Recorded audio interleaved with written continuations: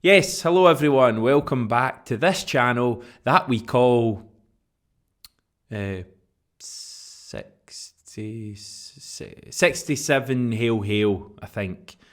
Yeah, it's been a few days since I've done one of these videos. Listen, I'll cut to the chase. I'm not going to waste too much time on this. It's been a difficult few days. I spent a wee bit of time in hospital over the weekend. I actually had surgery on Saturday. Went under the knife, as they say, just as Celtic were playing St Johnstone. But the good news is that I am back. I'm feeling fresh. I'm back to normal. I'm as switched on as ever, and you don't have to worry about me being away anymore. We're going to have videos from this point onwards. But the main thing is that I am absolutely nailed on 100% with it, and we are preparing for a big game tomorrow. Celtic versus Real Madrid.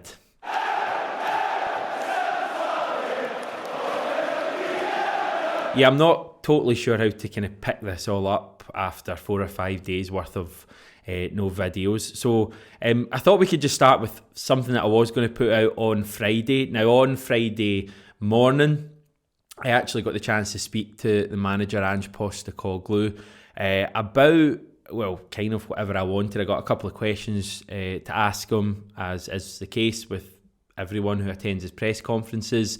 And I chose a couple of areas for him to chat about that I feel are still as relevant for today's video. Now, there's a fair chance you've probably already heard or even seen these on the Celtic official YouTube, but I thought we'd give them a play because, as I say, they're very relevant going into tomorrow night's game against Leipzig.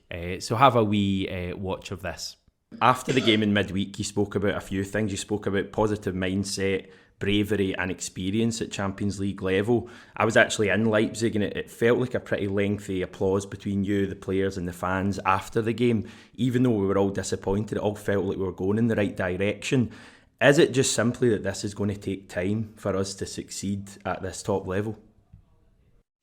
Yeah, absolutely, mate. I'm no miracle worker. I'm not, it's not like I've taken over a club that has consistently, been in the semi-finals of Champions League. It does, and we're not the only club in that situation. To be fair, there's a lot of clubs like us who, want to make an impact at Champions League level, but no, as I said last week, there's a process to getting there, and the clubs that of our size that eventually get there, it takes time. It does. I mean, and I'd love to fast track the process, and that's what I'm trying to do. And I think the way you make greater progress is by being what you said before, brave and bold and not looking to survive. So, from that perspective, of course. But look, our fans were unbelievable. That again, it felt like, we're in Glasgow as we left the hotel. It was just amazing that, and they create such a good atmosphere where they go, and they supported us unbelievably. And they're disappointed, I know, with the outcome, and that's just fans being passionate and caring. I have no issue with that, and but I think they also acknowledge that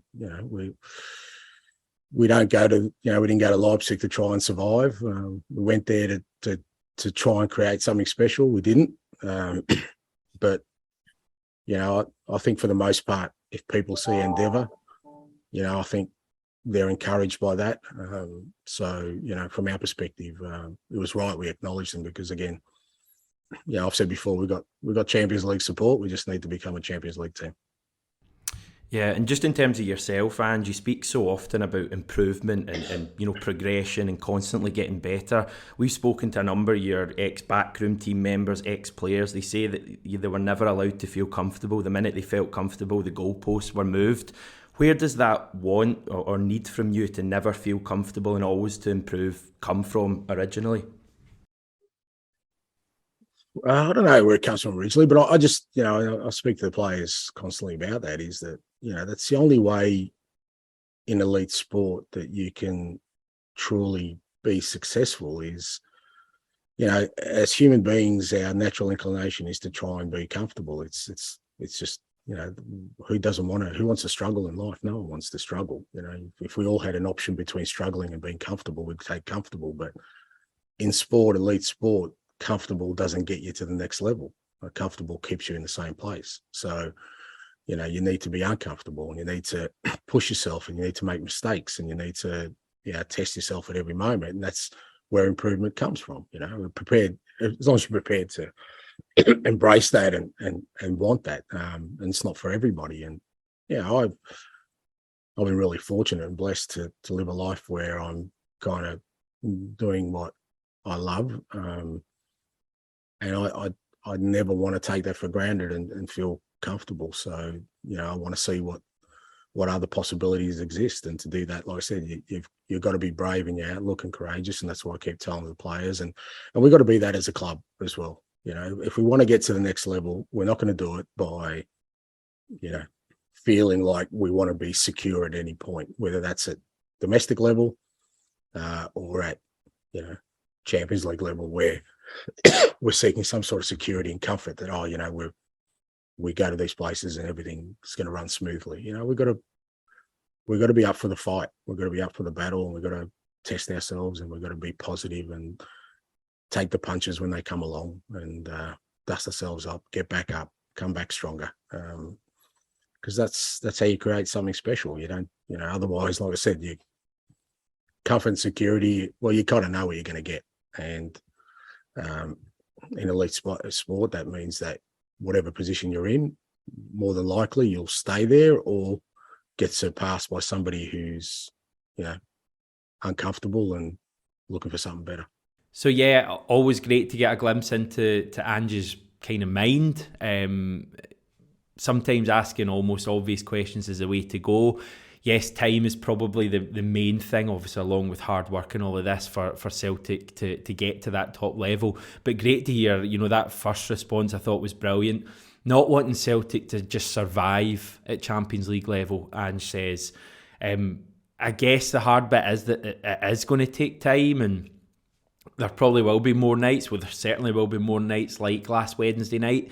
But I think there can be good moments as well on this ride, to hopefully under Ange where we can really achieve something at the top level, even if that is just getting through to the knockout rounds. I think that would still be a major achievement. I think domestically, even when he came in, we felt we would have to have a bit of patience to get to where we wanted to be, maybe a season or two of not winning the league. That didn't happen at all. We won a double in his first season.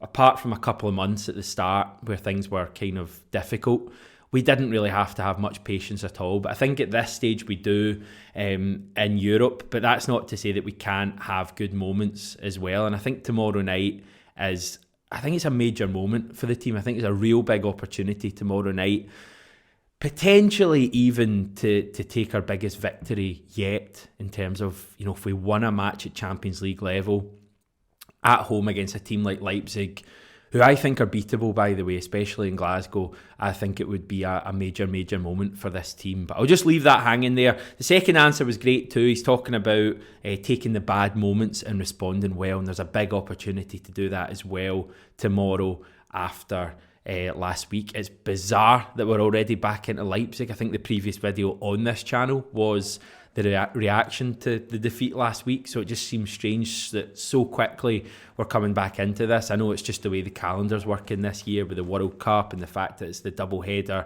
on match day 3 and 4, and even the fact that it was Wednesday last week and Tuesday this week in 6 days rather than 8 days that the other groups will have. It's come around very quickly, and I can't wait for it. Just before we move on to tomorrow night, just some thoughts on the weekend, because obviously we haven't touched on that yet on the channel.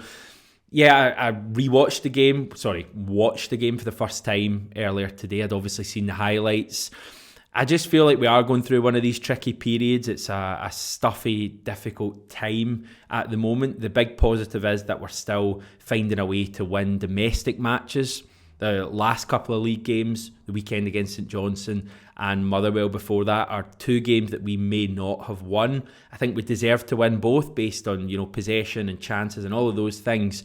But we had difficult moments in both of those games. And you look at the weekend in particular, I felt we were guilty of missing a lot of chances. Again, I've kind of missed the post-match chat, so I don't know if it's been mentioned much, but I felt, Giakoumakis had a perfectly good goal ruled out for offside. I've not actually, properly looked at it, but it felt to me on the first replay that the St Johnstone defender's leg was playing him onside. It was one of those where he kind of looked offside, at first glimpse, but when you actually look into it, I think VAR would have given it as a goal. So obviously stuff like that. I know we had another one disallowed that I think was offside. There was a James Forrest one late on when he was sent through. He was flagged offside as well. But we created so many chances. O'Reilly hits the post in the first half. Abada has a great chance early on. He has another great chance later on. So we created chances, but so did St Johnstone. And I just felt that the subs we made in the second half, certainly with an eye, I think, on what's to come, and maybe, a lack of McGregor in there, left us a little bit exposed. I didn't actually think the subs played badly. I thought McCarthy was good when he came on. I thought Abelgard won a few headers. But I just think it was a very strange midfield that we finished the game with, and it just invited St Johnstone onto us. And to be fair, they deserved their goal when they got it. They'd missed a great chance through Stevie May. They had the one, McLennan, I think it was, at the back post, who blazed it over. There was another couple. May had another shot that Joe Hart saved. So they had chances in the game, St Johnstone, and when they scored, it was, I felt it was kind of deserved. But great to see us going up the other end. Bernabe, who I thought had his best game for Celtic so far. I think he's still incredibly raw, still does daft things like just throwing the ball to the opposition player for no reason or just playing a daft pass. But I thought he showed real good ability running with the ball and really opened up the game at times. So I'd like to see more of him going forward. Hopefully that's him kind of over the bump that he had at the start of his time at the club. And Giakoumakis, who had a really frustrating afternoon and couldn't find a teammate for about 50 minutes of that match, pops up with the late winner, and you couldn't wipe the smile off his face. So I think there was a lot of positives from that game. Carter Vickers was back, made a difference for me. I thought we played good stuff at times. Haksabanovic looks a really, really talented player. Very different player when he's playing on the wing as opposed to inside. That's that, variation in his play and the flexibility that he has to be able to play both positions, I think is important and will be important for us going forward. Kyogo didn't even feature at all, so he's fresh and raring to go if he starts tomorrow night against Leipzig. So enough there for me to feel relatively positive about what's going on. Obviously we're nowhere near the levels that we can be, everyone knows that. But I don't think things are nearly as bleak as maybe some people are making out. And hopefully that last gasp goal that we got at the weekend is just the moment that we need just to spring us all back into life, starting tomorrow night against Leipzig. And I think there was enough in the game last week in Germany to suggest that we can get a result tomorrow. I would say tomorrow night it's a 50-50 game. I think that'd be fair. They probably have more quality than us. They do. I mean, they've got world class, if there is such a thing, players in their team, like real top players who'll go on to play in some of the biggest clubs in the world, I think, over the next 5-10 years. But I think at Celtic Park it's a winnable game for Celtic, and I think we thrive on these 50-50 matches. And yeah, I feel like there's something in the air tomorrow. I feel like we're due this big result. I've been saying that for the previous 3 Champions League games, to be fair. And I think if we don't win tomorrow night, we're starting to look at a 4th place finish. So I think the pressure is very much on the team. But again, that's something that I feel comfortable with. I think Ange and the players will feel comfortable with the pressure being on them as well. And I think the support are going to be right behind the team tomorrow night. I think it's got the makings of a massive night. In terms of today's press conference, which I was holding off until before I recorded this video, so sorry we're a wee bit late coming out with this. Thanks Celtic for having it at 3 p.m. The main news that everyone was wanting to know is about Jota after it emerged that he wasn't in training earlier today. Ange has been very coy over whether Jota will feature tomorrow night. My own hunch, which is almost always wrong, is that Jota won't start tomorrow night. I just sometimes just get the impression, the way Ange kind of says things, that he kind of builds a little bit of suspense, but that you actually rarely kind of see a player start when Ange just talked about them a bit in the media as being a major doubt. The only one I can really think of was that Leverkusen game last year when Kyogo and McGregor both started out of nowhere. And I think the squad's in a much stronger place now, so I wouldn't personally expect Jota to start tomorrow, but we don't really know. I certainly hope he does. Callum McGregor and Carl Starfelt are also missing tomorrow night. But you probably knew that. We actually have another video coming out for you tomorrow lunchtime. It's going to be a live video looking ahead to the home game against Leipzig, just like we did on match day 1 of the Champions League. We'll get together and we will chat about stuff like team selection, predicted 11s, which are kind of the same thing. Leipzig, we'll maybe have a chat about the weekend and get Stevie's thoughts on that and just really get you up for the game. That is our plan. Me and Stevie, it'll be on that, by the way. So, that should be good. We are just going to try and get back going with everything. It's been a weird period for the channel. I've had my book, which I'm now finished. I've had, obviously, the stuff last week. One of our guys is even moving house at the moment. So it's been a very kind of difficult period for us all at 67 Hill Hill. We're going to get back on with it, hopefully just in time for Celtic to get a big result tomorrow night. So please join us tomorrow lunchtime as we build ahead to the game against Leipzig. We won't have a reaction for you right after the game, but we will have a video Wednesday lunchtime looking back on hopefully a successful night against Leipzig. I'll also be in the mix zone after the game speaking to some players, so we'll have some audio for you there as well. So it's all happening. Join us tomorrow for press conference chat, team news, predicted 11s and much more. Speak to you then.